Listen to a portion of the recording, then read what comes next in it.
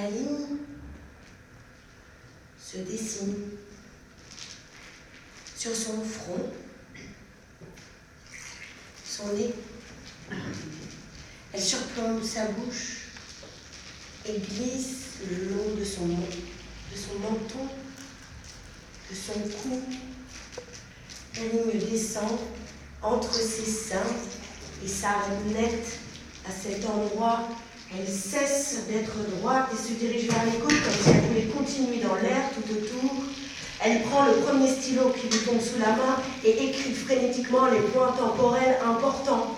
Elle positionne sa naissance sur la nuque, sous ses cheveux. Cela n'a pas d'importance, on y retournera plus tard. Sur son front, elle pose un point sans nom.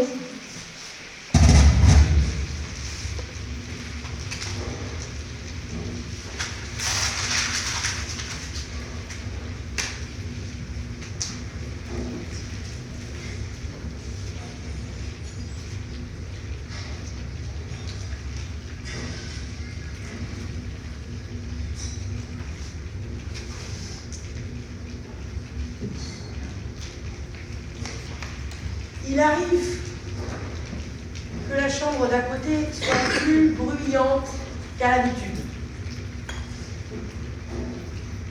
C'est une sensation étrange qui traverse une porte, un mur. Une sorte de chaleur en émane. J'écolle mon oreille, ça brûle. Quand je vais vérifier si tout va bien dans cette pièce, il n'y a rien, tout est à sa place. Les petits objets sur la commode, le cadre sur le mur, tout est en ordre. Je retourne à mes occupations. J'entends alors une bataille, des bruits sourds de coups et d'une forêt en feu. Le crépitement m'obsède. Pourtant, chaque fois que je retourne dans cette chambre, il n'y a rien. Je me dis que c'est un rêve, c'est dans ma tête, il n'y a aucun incendie dans la chambre d'à côté. Je retourne alors tranquillement à ma lecture. L'histoire se déroule sans encombre, c'est l'histoire d'une femme qui rencontre un renard et qui le suit dans la forêt. À la page 124, la forêt brûle. J'arrête ma lecture.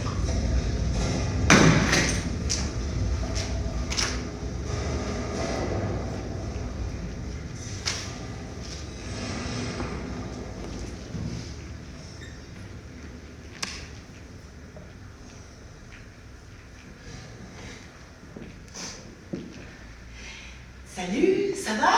Oui, et toi? Oui, ça va, il fait beau quoi. T'as fait quoi aujourd'hui? Rien de spécial, tu sais, j'étais à la maison, j'ai pris le temps. Tu t'es levé tôt? Vers 8 h, je suis allée nourrir le chat qui miaulait. Après, j'ai petit déjeuner, longuement. Et toi? J'ai pris un petit déjeuner aussi, ça m'a pris un temps fou, je ne sais pas pourquoi, j'étais sûrement pas réveillée.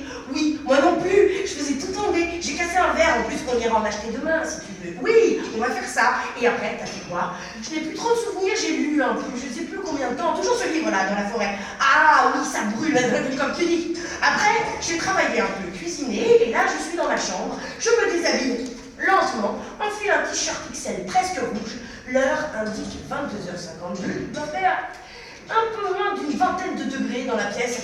Si dehors c'est le printemps, je ne le saurais pas, car la fenêtre est fermée, les draps attendent d'être lavés. J'ai connu de nombreux draps, tous rassurants à leur manière. Parallèlement à ça, j'ai connu de nombreux lits. Le premier lit, c'était celui de la clinique de Bruxelles, puis celui de ma chambre d'enfance, dont les murs étaient vêtus de papier peint jaune clair. Ces papiers peints furent arrachés quelques années plus tard pour être remplacés par un papier vert pomme que j'aimais beaucoup. J'en ai fait ma couleur préférée pendant 13 ans. Le lit de bébé fut par la suite remplacé par un lit d'enfant en bois. Je ne me rappelle plus la couleur des draps. Je ne sais qu'à un moment, ils étaient rouges. J'ai dormi dans les lits de mes amis lorsque je pouvais sortir. J'ai dormi dans le lit du premier garçon que j'ai connu. J'ai dormi dans des lits de vacances, des lits de camp, des lits provisoires que je n'ai jamais revus par la suite. Je retrouvais toujours mon lit en bois. Les meubles de la chambre verte changeaient souvent de place. J'aimais ce changement. Et puis, ce petit lit a disparu pour un lit plus grand, sans boiserie ni décoration, juste un lit plus grand. Le lit paraissait trop grand. Je m'y perdais souvent. Les draps changeaient régulièrement, soit blancs, soit ornés de fleurs. La chambre s'est adaptée